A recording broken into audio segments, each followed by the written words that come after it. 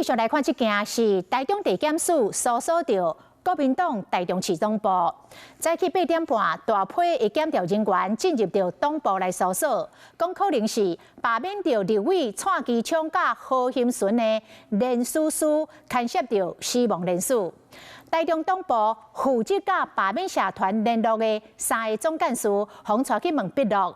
另外，台中太平总部虽然无互搜索，但是调查人员是直接到政府执行长的厝内，甲人带走。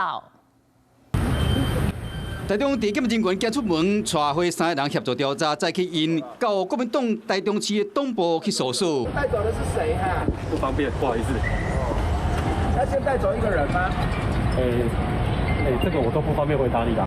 注意，严文正证实讲，早起8点半，检调人员向入去搜索，因为伊伫南部，只能只是配合检调。若原因呢？伊怀疑讲，甲进行连署罢免民进党的立委蔡其昌甲何欣纯有关系。因为台中总部被带回去的是甲罢免团体联络、甲媒体联络的3个总干事。2组总干事有啊，他是社团啊，人民社团他是负责的。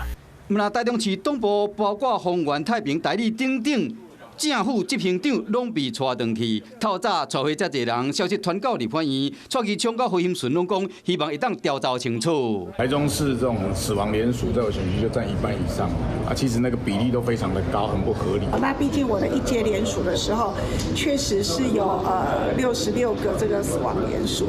依照统计，台中8个立委第一阶段联署的时，总共出现154个死亡联署，其中罢免国民党委员的有5个，罢免民进党委员的有149个，罢免蔡其昌的占53.8%，何欣纯占42.8%，敢是因为比例伤悬，才向入去国民党的总部搜索。台中地检署表示，现阶段不便证实。